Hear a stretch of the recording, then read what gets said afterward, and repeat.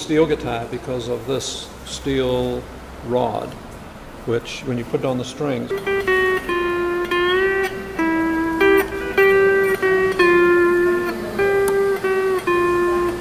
the goal for this whole thing is to help kids who I believe at the moment have no future come up with invent their future basically by learning something they can be passionate about and turn it into a business.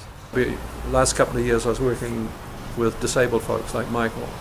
I said, we teach them how to use the modern 21st century machines, and they can have their own future and plan it out. These plastic printing machines, and they're printed by layers.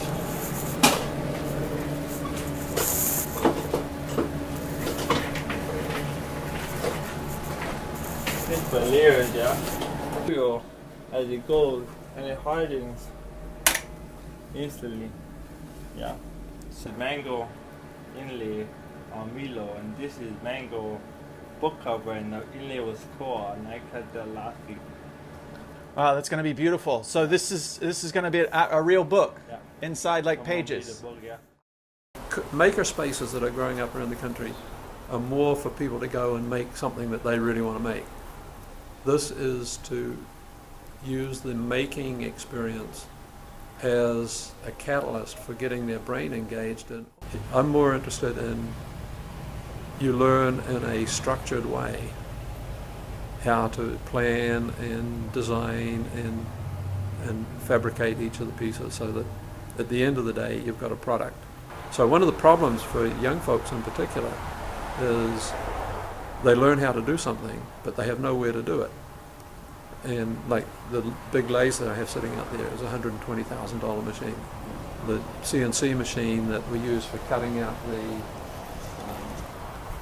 the hulls for these canoes, it's a $50,000 machine. Okay, so if they don't have access to the machines to do the follow-up, like these parts printed on a 3D printer, that's about a $30,000 machine. Okay, so the model I'm developing is the people who have been through the training can have access to the machines after they graduate to get started, and that I'm looking to use the machines during the non-training times as pure manufacturing machines. They're designed to run 24 hours a day.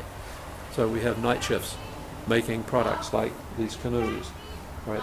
Probably looking at the cost or the prices for these in gift shops. This is about a $200 to $300 model. And so we're looking at ways that we can make other interactive toys where they get to put stuff together and learn new manipulation, sort of things that we learn by putting model airplanes together and things like that in Balsa. The teacher that I'm working with, she works with kindergarten through 5th grade, and every kid is making one of these, and then you can hear the piece going, click, and then he says, I did it, and this other little voice, and very good job. But 10 of these to put in. By the time they get to the 10th one, they're all fingers and thumbs putting the first one in.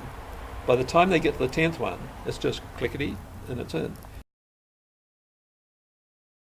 The next step with this is to put a little sound chip in it so that it actually says cookie, cookie.